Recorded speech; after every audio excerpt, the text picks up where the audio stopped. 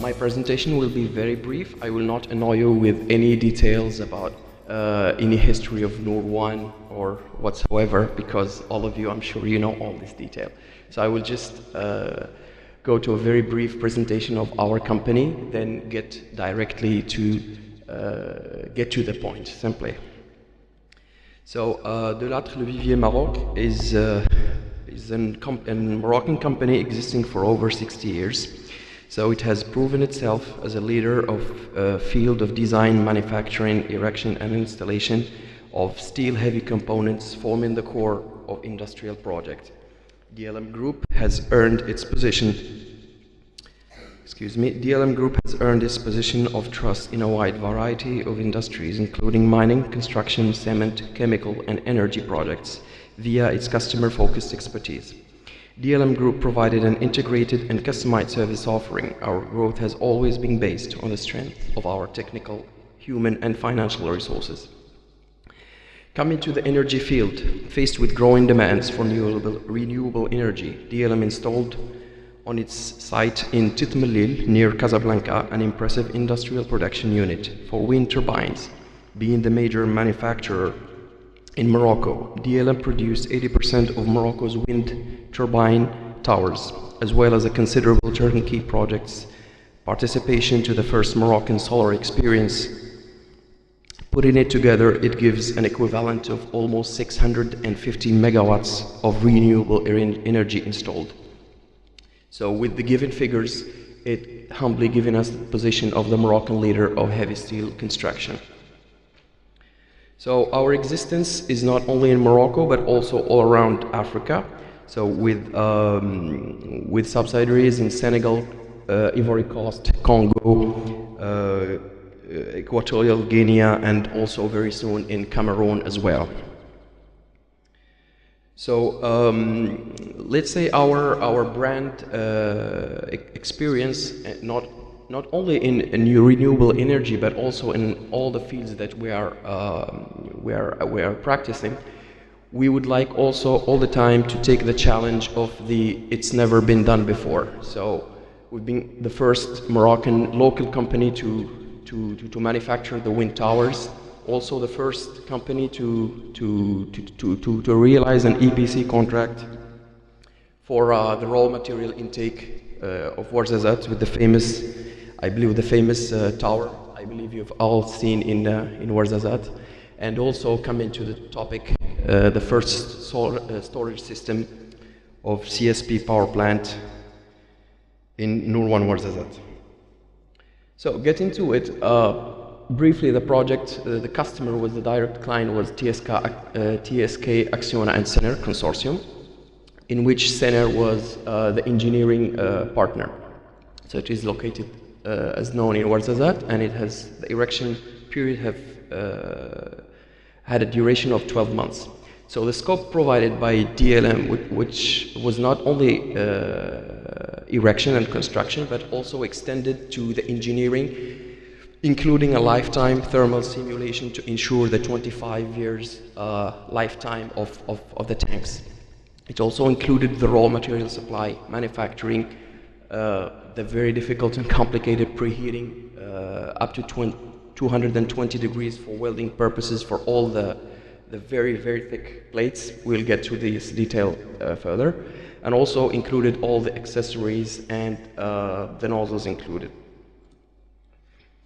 So the autonomy of electricity generated by these tanks is up to 3 hours, with a capacity of 25,000 cubic meter for each molten salt tanks. The height is 18 meters, the diameter is 15 meters, which made it the biggest molten salt tanks made in the world, giving this diameter of 50 meters, which is a huge challenge in terms of mechanical engineering and also erection on site. The alloy was a classical A516 grade 70 normalized, and with a maximum welded thickness up to 50 millimeters.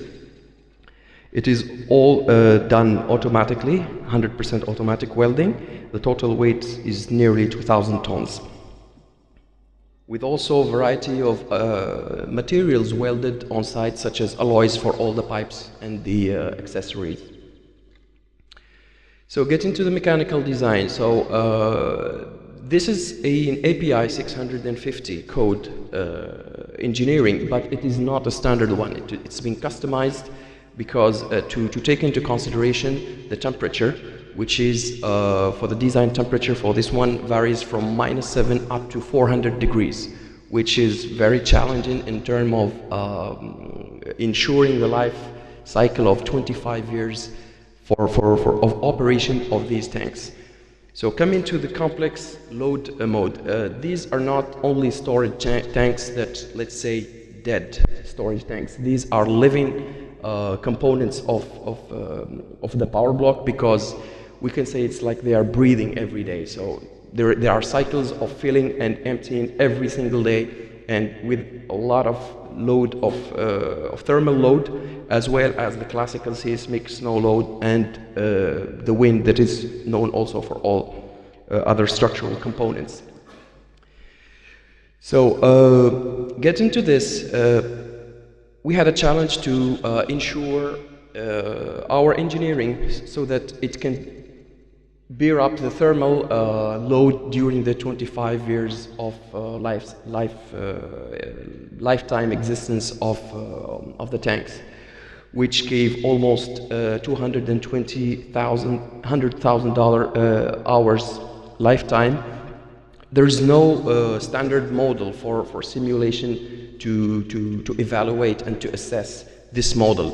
So there's been a design of a specific model to make this simulation possible, and to ensure and prove for the customer as well as for the final client that this is going to work for the 25 years. And just to mention, all this is done 100% locally, and this is the real added value that DLM is proud to, and humble also, to contribute to the Noor1 solar power plant. So the algorithm pattern of the thermal mapping included the annual maintenance, the weather outage, the equipment outage, and the daily operation naturally. So with this being approved, we get to erection on site. So it was a 12 months duration. And the challenge for us was also the high thickness of the plates, which made it impossible to bend on site. So we had to bend them over in our facilities in Casablanca and transport them all the way to Ouarzazate.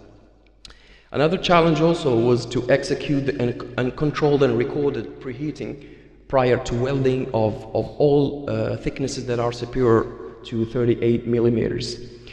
With this being said, it was also mandatory to execute a 100% NDT test of phased array, which is a very special application of the UT control, which is consisted of 3 phases of waves to ensure a very high precision of control to all 100% of the welds of the tank. So quickly get into it. This is Ouarzazate back at the beginning beginning of 2014. It looked something like this, and not to mention that the project started in at the summer of 2014, which in the hot weather of Ouarzazate, with the temperature raised up to 50 degrees. So you can see here the automatic machine welding machine setting. So it starts to take shape, and let's say it's a funny part and also a very difficult memory of this, because with this form it looks like a huge pan, frying pan, under the sun of Ouarzazate of 50 degrees plus the preheating of 200 degrees of all the circular welds. It was a nightmare, but at the same time it was a very pleasant experience to us and to the Moroccan community of companies. So this starts to take shape and take height. The roof starts to take place, and insulation installed, and voila, there you go. Another very short, before just closing, very short experience also linked to the water intake that feed these tanks, which is the water intake on Mansour Dahbi Dam, which is around 15 kilometers to the south of the site. So this was the project, turnkey in all its civil works, including civil works, hydraulic installation, and electricity.